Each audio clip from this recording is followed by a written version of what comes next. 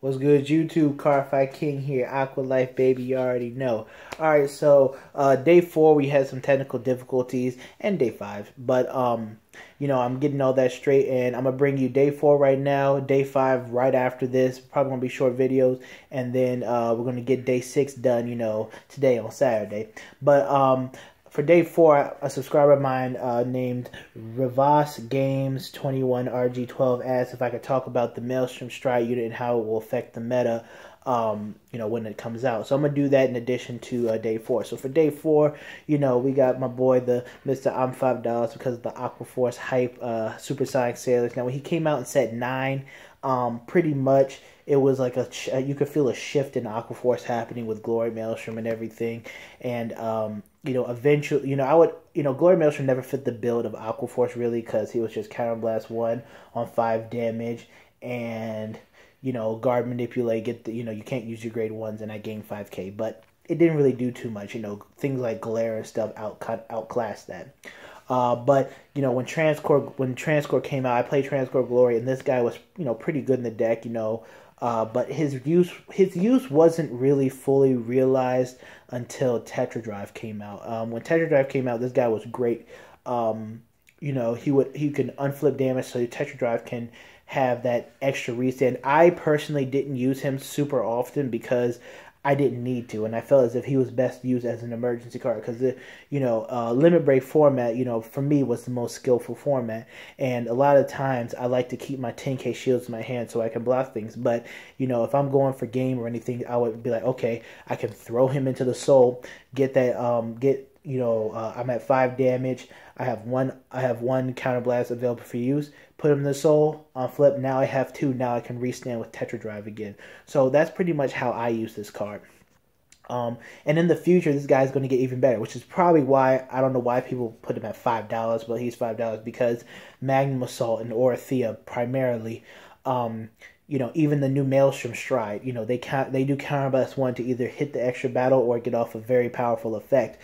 And this guy's going to become much more useful because we can throw him into the soul. Plus, you throw him into the soul to unflip a damage, you can be like, okay, I'll unflip a damage so I can use Magnum Assault again. And that's another card in the soul for High Tide Sniper, or Orthea. So this guy is really good, very useful. Same with Malika, can be used by High Tide Sniper and Orthea. So both of those triggers are definitely going to be run at 4-ofs in pretty much most Aqua Force decks going into the future. All right, now for the Maelstrom card, his name is Blue Storm Master Dragon Admiral Maelstrom. Sounds powerful. So pretty much what he does is Counterblast 1, choose a face down card in your G zone, turn it face up. So that's any card in your G zone. And when this unit attack hits a Vanguard, if it's the 4th battle of that turn or more, if you have a heart with Maelstrom in its card name, you get to draw a card and then choose 3 of your opponent's rear guards. And then your opponent chooses one of those rear guards for each copy of Maelstrom you have face up in your G zone. So if you have 3 copies of Maelstrom face up in your G zone and your opponent lets him hit, then you pretty much get rid of 3 rear guards of your choosing, so to speak. So, this guy is Maelstrom and a Savas in one, so to speak, if he hits. And, I think it's a really amazing card. Some people downplay it like, oh, well, you can't run 4 of this card. No, you do run 4 of this card. He replaces Tidal Bore. He still gives us that plus that Tidal Bore gives us, when he hits, we draw. So he still gives us that plus. Plus he gives us a Savas skill of we choose 3 and your opponent chooses 1 for each face-up copy of Maelstrom in your G-Zone. So your opponent can not let him hit early game, but we can keep pressuring with Maelstrom the Stride, and then eventually your opponent's gonna be like, oh crap, no guard. And plus, don't forget, we have Magnum Assaults, Tidal Assaults, Sutashias, and other units that get in multiple attacks during the turn that are already pressuring and poking cards out their hand and getting rid of their resources on the field.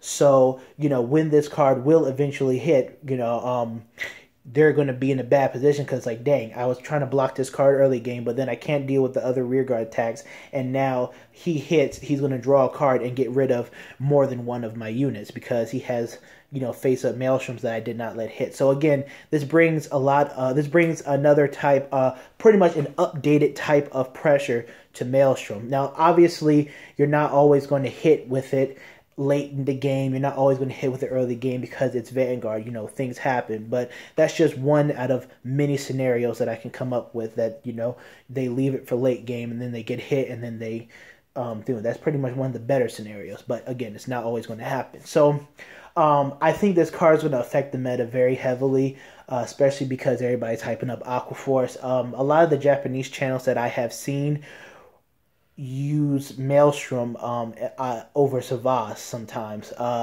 So Maelstrom, you know, in terms of the meta, has been getting a lot of popularity. Savas is still very popular, but, you know, from what I personally have seen, Maelstrom is one of those things that's, you know, topping their local tournaments over Savas. So it might say something, you know, you never know. But yeah.